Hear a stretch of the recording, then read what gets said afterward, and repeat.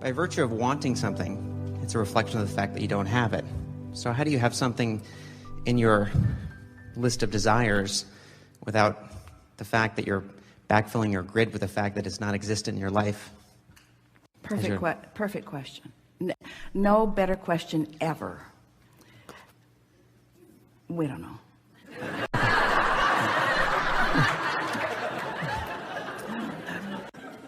Everything that you want, if you'll ask yourself why you want it, you'll get to the vibrational basis of why you want it. And that's a really good place to be in your grid. In other words, I want the feeling of freedom from it. I want the feeling of fun from it. If you get to the basic emotional reason that you want something, you can find a pure place where you don't contradict your energy so much. Because when you say, I want this thing because I don't have it, now you've got split energy. Or I want it because I need it. Or I want it, but I don't know how it's going to come, or when it's going to come, or where it's going to come from, or who's going to bring it. Those kinds of thoughts introduce all kinds of resistance to the equation and slow it all down. But when you think about what you want and why you want it, now you get right to the basic grid vibrational reason for it. And in doing that, you see, deliberate creation is about one thing, really. Well, it's not completely accurate. Let us start again. Deliberate creation is about asking and then allowing. We talked about the 3 steps. Ask, contrast helps you do that. Source answers, but then you've got to allow what you've asked for in. But we want to say, with that understanding in place, that if you will put your emphasis upon this one thing, deliberate creation is about one thing and one thing only. Not doing that thing that blocks it.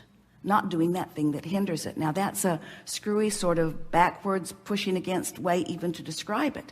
But we really want you to understand that if you aren't introducing a vibration that is contrary to what's in your vortex and what's really at the basis of the grid that you have built when you decided to come, if you don't do those things that keep introducing static and resistance to it, then things will fill in. The grid will fill in quickly and effectively.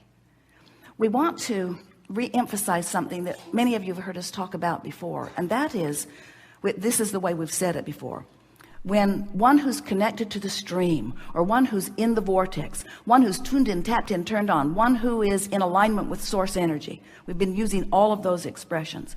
Someone like that is more powerful than millions who are not. You have so much leverage. And today we want to explain that that leverage is about grids stacking up. In other words, your leverage is about having this basic knowledge of well-being and then just introducing more specifics to the well-being that are important to you without introducing resistance as you add the more specifics. Ooh, that was so good. And so as you get it, because people will say to us, well, Abraham, what do you want us to do? First you say, think about what you want and talk about what you want. And then you say, you have to get into the art of allowing. And then you say, don't push against anything. And we're sort of going crazy here. We don't know what we're supposed to do. Are we supposed to be deliberate? Or are we supposed to meditate and be in a state of allowing? And we say, there's 3 steps. Sometimes you ask and sometimes you allow. But we want you to be emphatic about the allowing and aware of which you're doing when you're doing it, you see.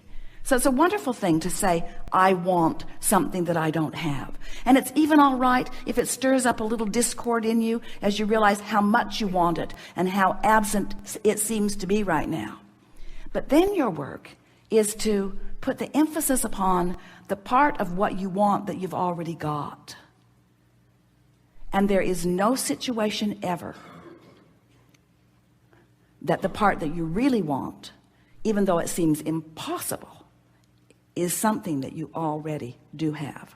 You just have to find the feeling place, the vibrational essence of it.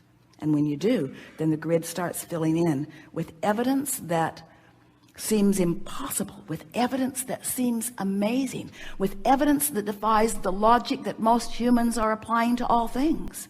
There is nothing that you cannot be or do or have once you establish the vibrational essence of it and practice it until you've made it your own. And the universe will fill it in with things that surprise and delight you, beyond our ability to verbally describe to you. You see people who are masters of this or masters of that. You hear tales of them. Most of you have never really met one who lives up to the standards that we're talking about here, but they are all around you. It's just a matter of finding the vibrational essence of something and practicing it, and then the grid will fill in with the manifestation. So the best question ever just evoked the best answer ever.